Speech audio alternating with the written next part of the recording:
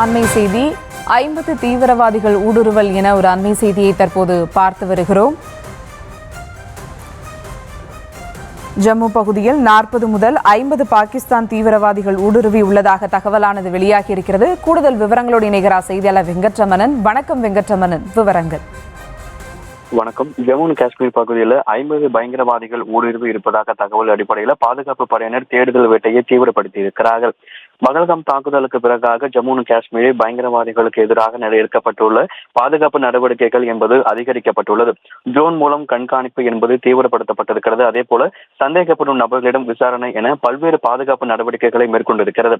இந்த நிலையில தான் ஜம்மு காஷ்மீரில் இருக்கக்கூடிய பீர் பஞ்சர் மலைத்தொடரில் தெற்கு பகுதியில் கிட்டத்தட்ட 40 முதல் 50 பயங்கரவாதிகள் ஊடுருவி இருப்பதாக பாதுகாப்பு படையினருக்கு கிடைத்த ரகசிய தகவல் அடிப்படையில் தற்பொழுது அவர்கள் பாதுகாப்பினர் தீவிர தேடுதல் வேட்டையில் ஈடுபட்டிருக்கிறார்கள். குறிப்பாக ஜம்மு காஷ்மீர் எல்லை பகுதிகளாக இருக்கக்கூடிய பூஞ்ச், கிஷ்துவார், ராஜோரி, உத்தம்பூர், தோடா என பல்வேறு பகுதிகளிலும் தற்பொழுது தீவிர சோதனை என்பது பாதுகாப்பு படையினர் மேற்கொண்டு வருகிறார்கள். ஊடுருவியதாக சந்தேகப்படக்கூடிய நபர்கள் பாகிஸ்தான் பயங்கரவாதிகள் என்று கூடுதலாக தகவலும் கிடைக்கப்பட்டிருப்பதாகவும் அவர்களுடைய விவரங்கள் பாதுகாப்பு படையினர் தொடர்ந்து சேகரிக்க ஆரம்பித்திருப்பதாக தகவல் கிடைக்கப்பட்டிருக்கிறது.